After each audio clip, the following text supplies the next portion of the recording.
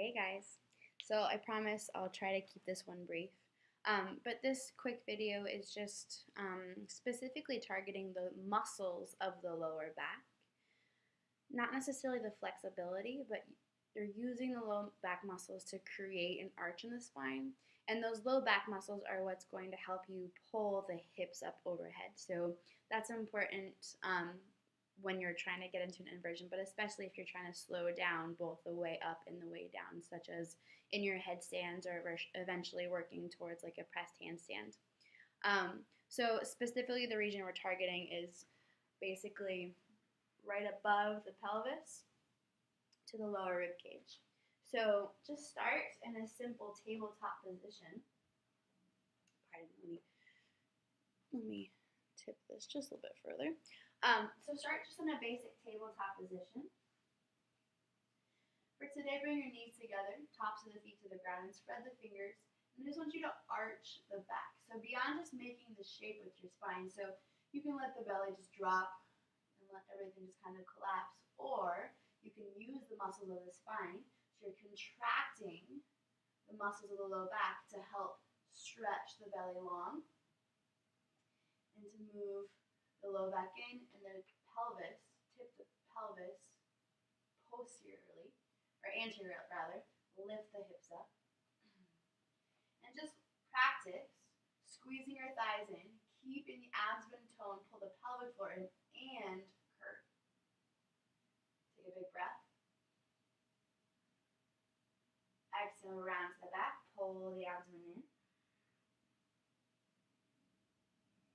Go back to your cow pose. Curve the low back in. Anteriorly tip the pelvis, so move the top of your pelvis towards the floor. Lift the bottom of your buttocks so the bottom of your pelvis up towards the ceiling. Keep your abdomen tones, pull your pelvic floor in. And then round to the back, release that. One more time. Come to cow. Use the muscles, curve the spine in. And to help just not yank into your low back, keep the thighs squeezing together, pull your pelvic floor and low abdomen to help support the arch, and curve the muscles of the back in, lift the chest up. Arch, come into cat, counter stretch, and then come to a neutral spine. So we're just going to work on bringing the low back in like that through a couple of postures. So the first one is 8 angle pose. So you might walk the knees back a little bit, curl the toes under, keep the feet down, arch the back, and then lower your chest to the floor. So you want your chin to touch but not bear weight. Move your hands back a little bit. Squeeze your legs together, pull your pelvic floor up and in, and then keep your low belly muscles pulled in, and then use your low back muscles. Don't disrupt this. Just curve the hips up, curve the spine in, squeeze the shoulders back. After a few breaths, relax that, lower your hips down. I like to counter that with just a simple sphinx pose. So not a big cobra, just a little sphinx. Kind of relax the low back, let the upper back take some of the work.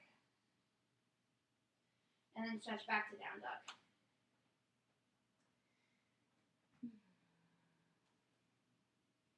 So you can practice this action of bringing the low back in pretty much in any posture.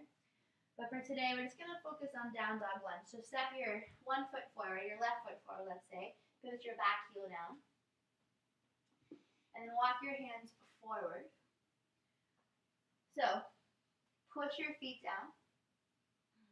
You can't see, but my front knee rather, is widening. So my thigh is parallel to what would be the long edge of my mat. I'm not working with the mat today, but imagine a mat over here.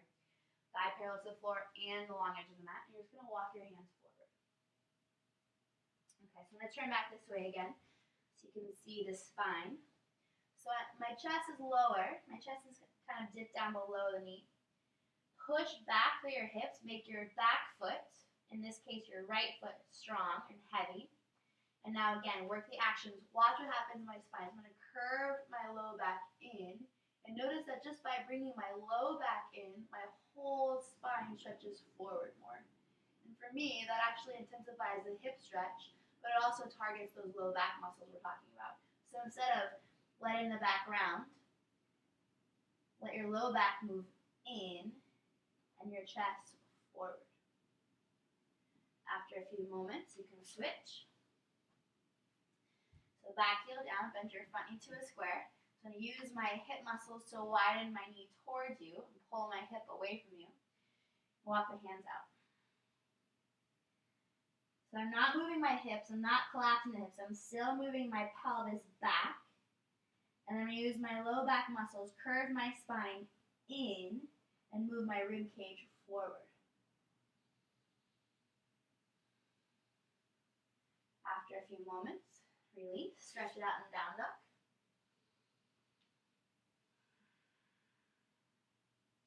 Come to a forward fold. And so now in a forward fold, your spine technically is rounded, but you don't want your spine to be so rounded that your back is above the hips. And the low back curving in is a good way to help get the hips above the low back.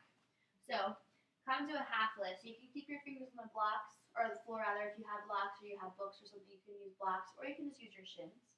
Bend your knees a little bit. And now do cow pose your low back. So use your low back muscles, curve your spine in, tip the top of your pelvis anteriorly, so forward, lift the bottom of your butt up, and stretch your rib cage forward. Then keep that length, keep your low back curved in like that, and come forward. You might do that a couple of times. So inhale, curve the spine in, stretch your rib cage away from the hips. Exhale, forward fold. Inhale, half lift. Exhale, forward fold. Feel free to stay in your forward fold for a few deep breaths. For now, I'm going to go ahead and move on. So when you're ready, stand up.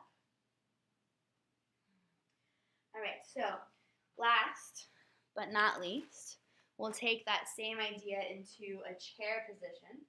So bring your arms overhead. Bend your knees. So in this variation of chair, I'm going to tuck this in so you can see the hips. In this variation of chair, try to keep your torso upright. So that might mean you might not bend your knees that much, but do bend your knees a little bit. And take the top of your pelvis back. And now allow your spine to curve in. So that's going to make the top of your pelvis move forward, which is fine, but do your best to still tone your belly so you can create a little space between your thighs and the front of your pelvis. But use your low back muscles, curve the spine in. Use your upper back muscles, pull your head and your upper arm bones back, and then use your muscles of your spine, your abdomen, stretch your fingers and hips apart. So my spine is still curved, I'm just using my muscles to stretch that curve out. Release. After a few moments, do it again. So arch the spine and stretch the arch of the spine. Reach the hips down and back, pull the abdomen in, lift your ribcage and fingers up. And then release. So again, you can do that low back work in pretty much all of your lunges. It also feels really good in a wide-legged fold. So similarly to your half lift and regular fold, you can do that in a wide-legged fold. And that's really good work if you're working on lifting up from tripod, headstand, if you're working on pressing up.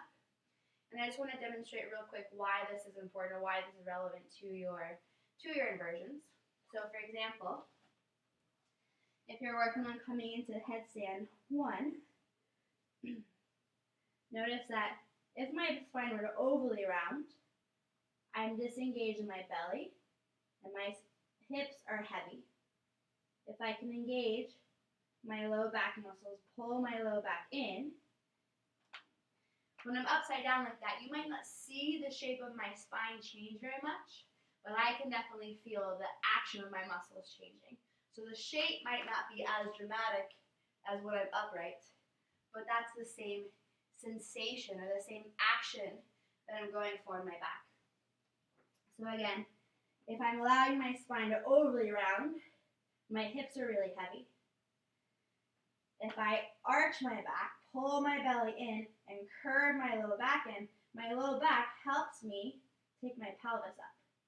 I might lift one leg. Or eventually, those low back muscles help me pull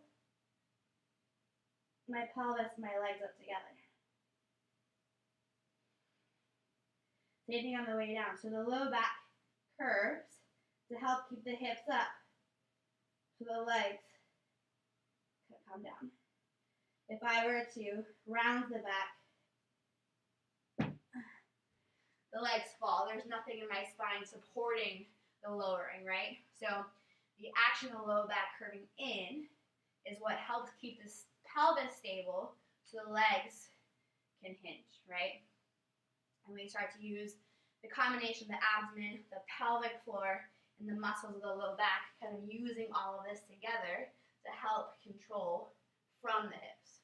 Both controlling the movement of the hips as well as controlling keeping the hips fixed in place when we need to.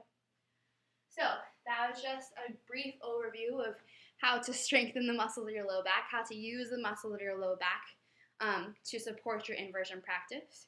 If you have any more questions about that, please feel free to contact me. And remember, that's something that you can do in every posture to help control those muscles. It's also something you can do too much, right? So there is such thing as needing to round the back, and there is such thing as overly rounding, just like there's such thing as overly arching. And that's going to be unique to your body. So do play with this, experiment, but, pay attention to when it feels like too much for you. And again, any questions about that, let me know. All right? Have fun.